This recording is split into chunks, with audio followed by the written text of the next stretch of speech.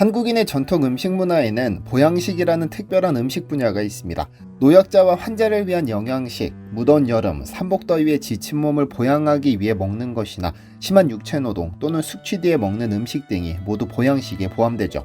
특히 고온다습한 여름이 특징인 우리나라에서는 오래전부터 복다림이라 해서 백숙, 게장국, 삼계탕과 같은 보양식을 애용했는데 외국인들이 맞닥뜨리는 순간 고개를 절레절레 흔드는 보양식 메뉴는 아마도 추어탕일 겁니다. 실제로 주한 외국인 전문지 광주뉴스도 처음에는 한술 뜨기까지 망설이게 하지만 전통이 깃든 건강식이라며 추어탕을 용기 시험에 비유하기도 했습니다. 비늘 한 장 없이 미끈미끈한 미꾸라지가 팔딱거리며 솥으로 들어가 조리된다는 사실을 알려주면 외국인들은 여지없이 얼어붙고 말죠. 여기에 흙냄새까지 외국인들의 시선으로 보자면 그야말로 징그러움의 삼박자를 고루 갖춘 음식이죠. 오늘날 K푸드 열풍 속에서도 추어탕은 여전히 먹어볼 용기가 필요한 한식인데 이 추어탕은 어쩌다 한국인 식탁에 오르게 됐을까요? 안녕하세요, 디스멘털입니다.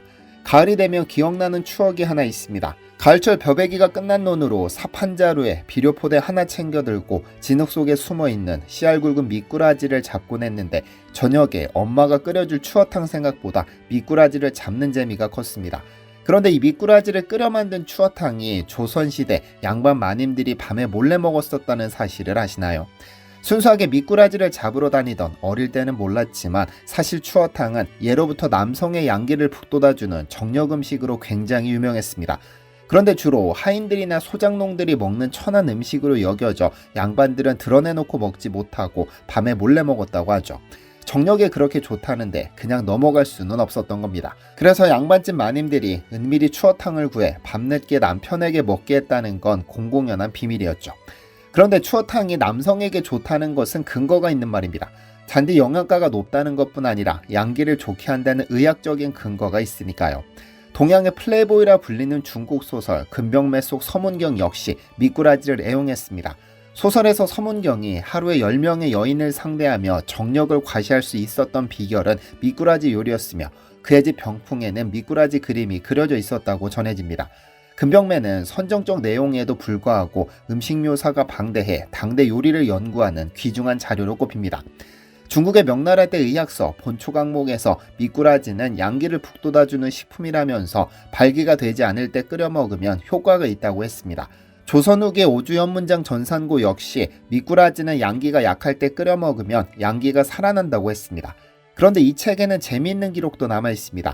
추어탕은 맛이 매우 기름지고 훌륭하지만 한양에서는 성균관의 반인들이 즐겨 먹는다고 했죠.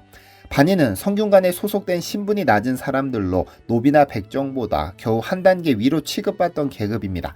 당시에는 추어탕은 청계천에 살던 거지들, 꼭지가 팔던 음식이라는 이야기가 있어 하층민들이 먹던 천한 음식으로 여겨져 점잖은 양반들은 대놓고 먹지도 못했습니다. 요즘 보신탕을 대놓고 먹기에 눈치 보이는 것과 같은 현상이라고 봐야 할 겁니다. 사실 한국인들이 미꾸라지를 먹었다는 기록은 상당히 오래됐습니다. 중국 송나라 사신 서긍이 1123년 고려 개경에서 한 달간의 체류한 경험을 바탕으로 썼다고 알려진 고려도경은 고려의 가난한 백성들이 해산물을 많이 먹는다며 해산물의 이름을 열거했는데 그중 추, 즉 미꾸라지가 있습니다. 미꾸라지는 주로 논이나 늪처럼 진흙이 있는 곳에서 서식하는데 서식 환경과 그 모양새 때문에 고급 식재료로 취급받지는 못했습니다. 특히 조선시대 문헌에서 미꾸라지는 하찮은 사람이나 물건 혹은 간신과 같은 비열한 인물 등을 비유할 때 사용했죠. 조선왕조실록 숙종실록에 관련 기록이 있습니다. 숙종 6년 2월 25일 대사관 이하진이 벼슬자리에서 물러나 은둔 중이던 우천성 윤유의 복직을 청하는 상소문을 올렸는데 이때 아첨을 하거나 간교한 행동을 하는 인물을 빗대 미꾸라지에 빗대 표현했습니다. 이에 숙종은 이 표현이 조정 신하를 능멸하는 말이라며 이하진을 진주 목사로 강등시켰죠. 사실 미꾸라지를 식용했다는 흔적은 19세기 이전까지 찾아보기 어렵습니다. 그만큼 추어탕의 역사는 다른 보양식에 비해 짧은 것인데 일제강점기와 한국전쟁을 거치면서 서민들의 부족한 단백질을 채우고 건강을 지켜주는 보양식으로 널리 보급된 것으로 보입니다. 19세기 초 어류사전인 나노 어목지에서도 미꾸라지는 기름지고 맛이 좋아 시골 사람들이 잡아 진흙을 토하게 한 후 국을 끓이는데 맛이 특이하다고 적었습니다. 그러니까 근대 초기까지만 해도 미꾸라지는 주로 돈이 넉넉하지 않은 사람들이 즐겨 먹던 식재료였다는 것이죠. 추어탕이 빈부격차를 뛰어넘어 대중적 인기를 얻은 시기는 1920년대입니다. 근대 잡지 별건고는 경성의 맛집을 소개하며 하급 노동자들이 드나드는 선술집에까지 멀끔한 신사들이 찾아온다고 적었고, 특히 화동의 추어탕집은 여름 휴업을 빼고 항상 별미를 제공해 반드시 한 번은 들러야 하는 곳으로 꼽혔습니다. 1924년 발행된 조선무상 신식요리제법에도 추어탕 조리법이 실려 하층민 음식이 요리 체계까지 소개될 만큼 대중의 관심을 받기 시작했음을 증명합니다. 이후 추어탕은 남원 추어탕을 비롯 지역별로 특색 있는 음식으로 발전했을 뿐 아니라 전통을 자랑하는 일부 추어탕집은 내로라는 유명인사들이 자주 찾는 곳으로 유명해졌죠. 현재 한국에는 경상도식, 전라도식, 서울식, 강원도식 등 4대 추어탕이 있는데 들어가는 재료나 만드는 방법에 있어 지방색이 뚜렷합니다. 경상도식은 미꾸라지를 삶아 으깬 살에 배추와 푸성기를 넣어 담백하게 끓이고, 전라도식은 경상도식과 비슷하나 국물에 된장과 들깨를 넣어 구수한 맛을 내죠. 강원도식은 고추장을 풀어 빨간 국물로 유명하고, 서울식은 미꾸라지를 통으로 끓여 두부나 버섯을 더해 색다른 맛을 내는데 약간 달짝지근한 맛을 냅니다. 사실 미꾸라지를 으깨 조리하는 추어탕은 전 세계에서 한국에서만 먹는 전통 음식이지만 그렇다고 한국에서만 먹는 식재료는 아닙니다. 일본 도쿄에는 200년이 훌쩍 넘은 역사를 가진 미꾸라지 요리 전문점도 있으니까요. 코마가타 도제오라는 식당인데 에도시대 분위기를 간직한 식당으로 술에 절인 후 미소로 푹 끓여낸 미꾸라지 요리로 유명합니다. 한국은 으깨어 요리하는 추어탕이 있고 미꾸라지 튀김 등이 있지만 일본식 미꾸라지 요리는 형태가 많이 다릅니다. 중국에도 미꾸라지 요리는 있습니다. 우리의 추어탕에 해당되는 니추탕에 더해 니추허거가 있고, 미꾸라지 숙회와 비슷한 미꾸라지찜도 있죠. 중국 가정에서 특히 자주 먹는 가정식, 즉 자장차에는 미꾸라지와 두부를 함께 조리한 요리입니다. 미꾸라지를 두부 및 채소와 함께 볶은 두부니추라는 음식도 있는데, 이를 토대로 그럴듯한 이름을 붙여 개발한 요리가 관두니추입니다. 예전에는 우리나라에 두부 속으로 미꾸라지가 파고 들어가게 만든 후 썰어 요리한 두부추탕이 있었다고 하는데, 중국에도 비슷한 요리가 있습니다. 초선두부라고 하는데, 여기서 두부는 여인의 매끄러운 피부를, 미꾸라지는 남성을 상징한다는 점에서 삼국지에 나오는 미인 초선을 품에 안은 동탁의 모습을 떠올리며 지은 이름이라고 알려졌습니다. 하지만 서양에서 미꾸라지를 식재료로 사용하는 경우는 없어 동아시아 지역에서만 먹는 특이한 식재료가 바로 미꾸라지입니다.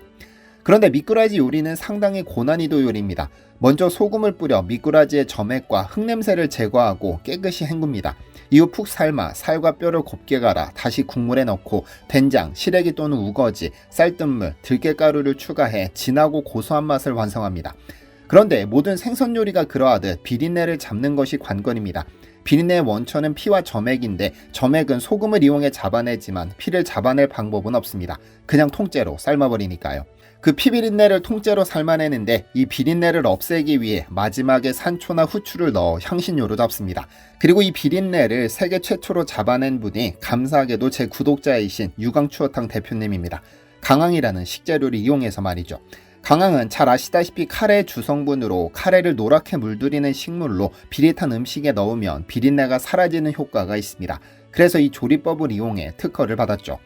현재 네이버 리뷰가 무려 4.96점인데 비린내를 잡아냈기 때문에 추어탕 특유의 생선 비린내가 없어서 누구나 맛있게 먹을 수 있다는 평가가 가장 많습니다.